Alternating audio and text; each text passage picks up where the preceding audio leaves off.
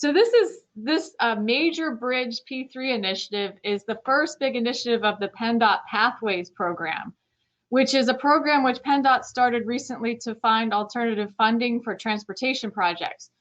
The project was announced by the PennDOT P3 board on November 12th last year with little public notice or attention at all. The purpose is to raise revenue through tolling bridges, which will fund their replacement directly. So it uses a public-private partnership, or P3, for contracting and delivery of the new bridges, and would provide a dedicated source of revenue for the bridge replacements, PennDOT says, without touching current transportation dollars. But on February 18th, 2021, that was the day that PennDOT announced the proposed 9 bridge projects. So they hadn't announced the projects, the specific projects, until then. The bridges were chosen because they were interstate highway bridges, and they were selected based on their age and condition, their readiness to build. So the idea was projects that would start within 2 to 4 years, and bridges that have enough tollable traffic that would actually pay for the project. So those were the criteria they used. So the 9 interstate bridges that were chosen are geographically diverse throughout the state. There's one in the west, which is near Pittsburgh in Allegheny County, the I-79 Bridgeville interchange over SR 50. So that one out in Pittsburgh. One in the northeast, which is I-81. It would replace the dual bridges over the Susquehanna River at the New York border, way up in Susquehanna County. There are 2 in the southeastern part of the state, one on I-78 at Lenhartsville in Berks County, which is a bridge over Maiden Creek. And then there's the I-95 Girard Point Bridge over the Schuylkill River and other state and local highways in Philadelphia. So that's a major thoroughfare into and out of Philadelphia, linking the airport and the Naval Yard there in Philadelphia. We have one here in central Pennsylvania on the I-83 South Bridge right outside Harrisburg, actually in Harrisburg. It's the bridge that connects points west to Harrisburg directly. And then there are 4 on Interstate 80, which cuts across the center of the state, obviously. 2 in the west, one in Clarion County over Canoe Creek, one in Jefferson County over North Fork Bridges, over North Fork Red Bank Creek and Water Plant Road. And then 2 in the east on I-80, which is one over the Lehigh River, the Lehigh Gorge area near Wilkes-Barre, and then the dual bridges over the Nescopet Creek in Luzerne County. So those are the 9 bridges. I do think it's kind of interesting to point out that way back a number of years ago, Harrisburg had proposed to toll Interstate 80. They submitted a request to the federal government to allow that, and that was denied. So now we're looking at effectively a toll on Interstate 80 by the very fact that these 4 bridges now are going to be tolled. So the interesting thing is that this decision was not made by the legislature. It was made by a 7-member board made up of the Secretary of Transportation, the Secretary of the Budget, another appointee of the governor, and 4 appointees by the majority and minority leaders in the House and Senate. This P3 board was created by Act 88 of 2012.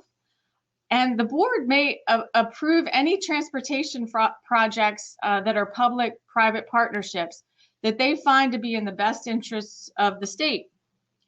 So interestingly, there is a little bit of a check on this board that's written into the statute.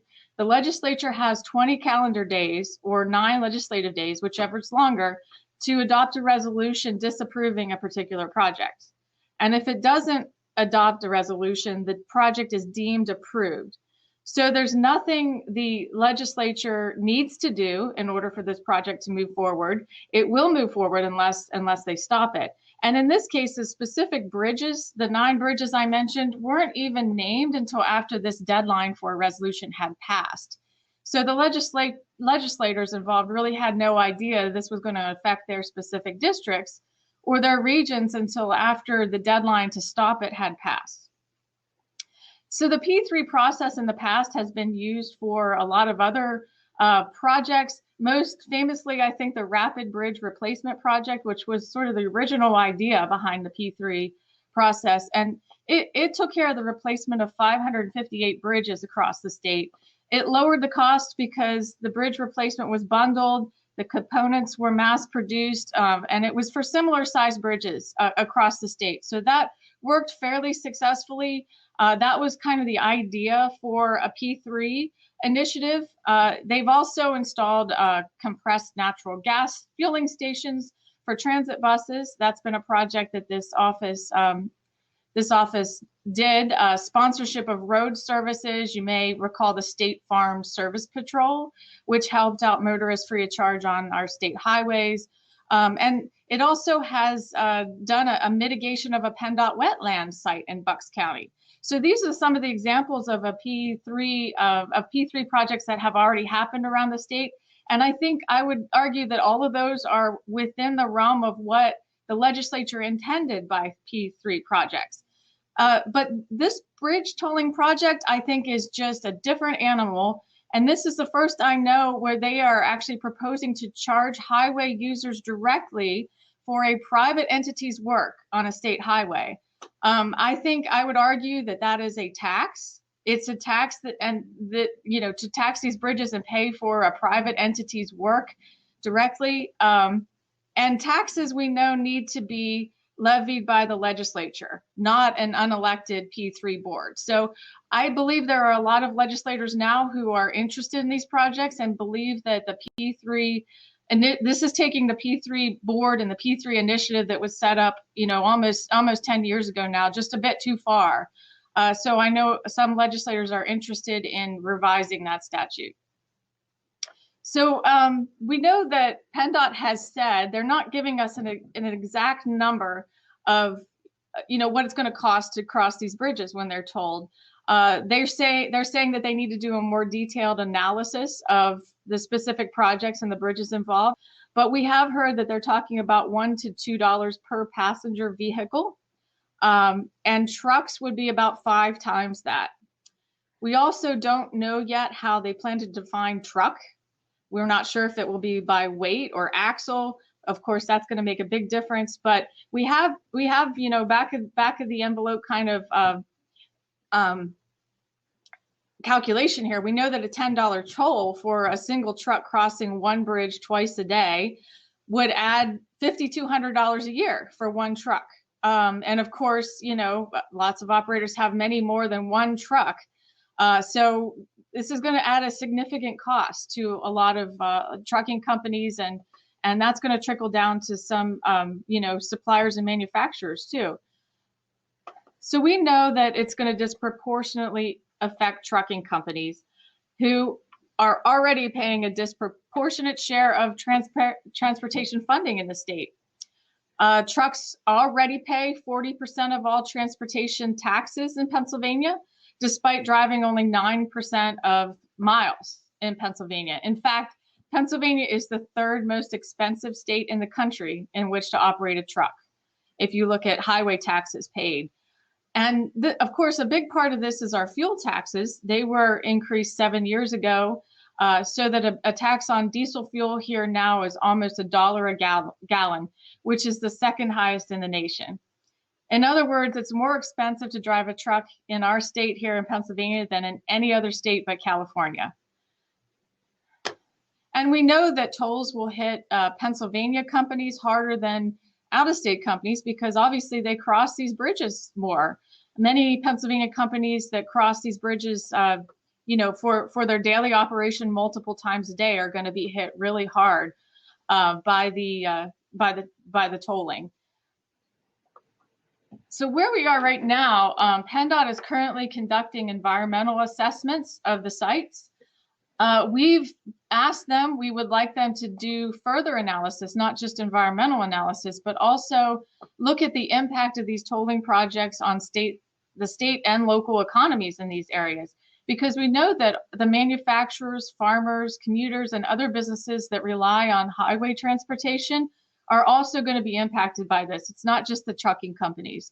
So we're making the argument that this is really going to impact Pennsylvania's economic competitiveness in the national realm.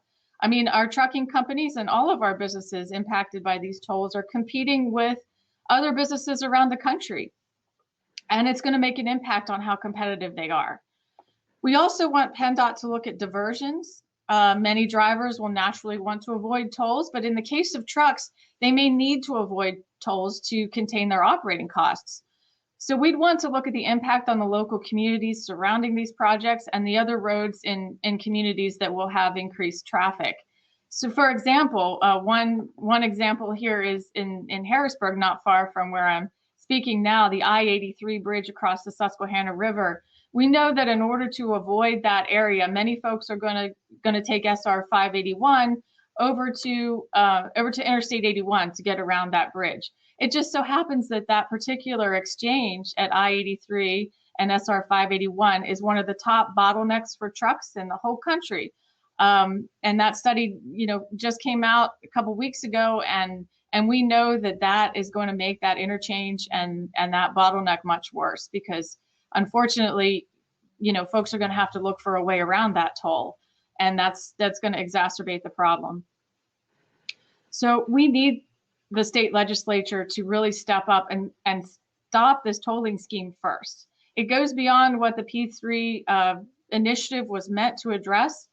So we really need them to step in and stop it. And then we really need to work on a long-term transportation funding strategy. We need it to be more fair and equitable. We know that this is going to affect trucking industry and the folks that depend on the trucking industry more than any other industry. And we really need a more fair and equitable funding solution that's not going to disproportionately hurt or target a specific industry, especially one as critical to the state's and the nation's economy as trucking.